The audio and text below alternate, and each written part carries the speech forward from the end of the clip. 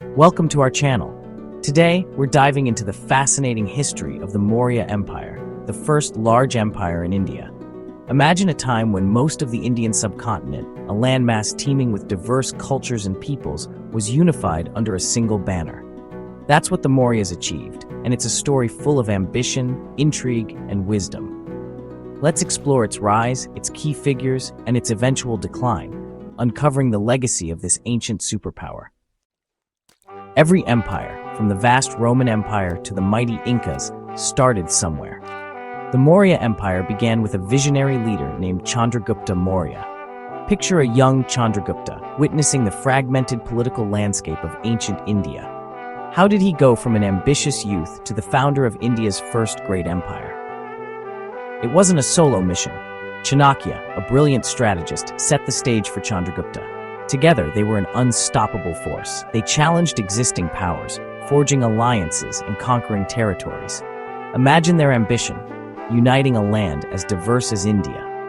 Chandragupta's reign marked the beginning of the Maurya Empire. This was no small feat. It was like uniting the city-states of ancient Greece. Chandragupta's reign marked a period of unprecedented unity and prosperity. But the story doesn't end there. It's just the first chapter in the grand saga of the Mauryas. Now, let's delve deeper into the mind of Chanakya, the mastermind behind the Maurya Empire's success. Imagine him as a kind of ancient Indian Machiavelli, but with perhaps a touch more benevolence. His political philosophy, meticulously detailed in his treatise, the Arthashastra, was like a cosmic blueprint for building and managing an empire. It covered everything from diplomacy and warfare to taxation and social welfare. Think of it as the ancient Indian equivalent of Plato's Republic or Sun Tzu's Art of War, a timeless guide to power and governance. Chanakya understood that a strong empire, much like a stable star system, requires a delicate balance of power. He emphasized the importance of a strong central authority, a well-trained army, and a loyal populace. He believed in the power of knowledge, espionage, and diplomacy, always advocating for a strategic approach to international relations. His economic policies were equally astute. He understood the importance of trade, agriculture, and infrastructure in building a prosperous empire. Think of the Silk Road, the ancient trade route that connected the East and the West. The Maurya Empire, under Chanakya's guidance, played a pivotal role in this global network. The Arthashastra wasn't just a theoretical work, it was a practical guidebook that shaped the Maurya Empire's policies and contributed to its remarkable success. It's a testament to Chanakya's genius that his ideas continue to be studied and debated even today, centuries after he lived. The Maurya Empire reached its zenith under the reign of Ashoka the Great, Chandragupta's grandson. Ashoka, in his early years, was known for his military prowess. He expanded the empire through a series of conquests, much like his grandfather before him. However, it was a brutal war, the Kalinga War, that would forever change Ashoka and the course of the Maurya Empire. Imagine the horrors of this ancient war, the bloodshed, the loss of life, the devastation. Ashoka, despite his victory, was deeply affected by the carnage he witnessed. This experience triggered a profound transformation in him. He renounced violence and embraced Buddhism, a philosophy that preached peace, compassion, and nonviolence. This wasn't just a personal transformation, it became the defining policy of his reign. Think of it as a kind of ancient Indian perestroika, a radical shift from military expansion to a focus on peace, social welfare, and cultural development. Ashoka's conversion to Buddhism wasn't just a symbolic gesture, it had tangible consequences. He replaced warfare with diplomacy, focusing on building roads, hospitals, and universities. He encouraged religious tolerance, promoting dialogue and understanding between different faiths. He inscribed his edicts on pillars and rocks throughout the empire, promoting Buddhist teachings and ethical governance. These edicts, carved into stone, stand today as enduring testaments to Ashoka's vision of a just and compassionate society. Pillars of an empire, administration and economy of the Mauryas. What made the Maurya Empire so successful? What were the pillars that supported this ancient superpower? The answer lies in its robust administration and thriving economy. Imagine a vast empire, stretching from the Himalayas in the north to the Deccan Plateau in the south, all managed under a centralized bureaucratic system. That was the Maurya Empire at its peak. The empire was divided into provinces, each governed by a prince who reported directly to the emperor. This hierarchical structure ensured efficient governance and communication across the vast territory. The Mauryas also understood the importance of a fair and efficient tax system. They levied taxes on land, trade, and various professions, using the revenue to fund public works, maintain the army, and support the royal court. But it wasn't all about taxation and administration. The Mauryas were also keen on promoting trade and economic prosperity.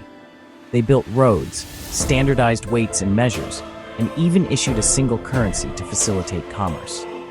Imagine the bustling markets of ancient India, traders from far-off lands exchanging goods and ideas, all made possible by the infrastructure and policies put in place by the Mauryas. This focus on economic development, combined with their efficient administration, made the Maurya Empire a model of prosperity and stability in the ancient world. Ashoka's legacy, spreading Buddhism and cultural exchange. Ashoka's reign wasn't just about internal reforms and efficient governance. It also marked a period of unprecedented cultural exchange and the spread of Buddhism far beyond India's borders. Imagine Ashoka, driven by his newfound faith, sending out missionaries to different parts of Asia, carrying the message of peace, compassion, and enlightenment. These missionaries weren't just religious figures. They were cultural ambassadors, sharing Indian knowledge, art, and philosophy with the wider world. Ashoka also understood the power of symbolism and grand gestures. He erected magnificent pillars and stupas, adorned with intricate carvings and inscriptions, showcasing the architectural brilliance of the Maurya era. These monuments weren't just religious structures, they were symbols of Ashoka's piety and his commitment to spreading Buddhist teachings. Think of the iconic lion capital of Ashoka, now adopted as the national emblem of India, a testament to the enduring legacy of Ashoka's reign. Ashoka's patronage of Buddhism had a profound impact on the development of art and architecture, not just in India, but across Asia. From the cave temples of Ajanta and Ellora to the magnificent stupas of Sanchi and Bharhut, Ashoka's reign left an indelible mark on the cultural landscape of the ancient world. It's a testament to the power of ideas that a philosophy of peace and compassion, spread by a single emperor, could have such a lasting impact on human civilization. The fall of giants, what led to the decline of the Maurya Empire?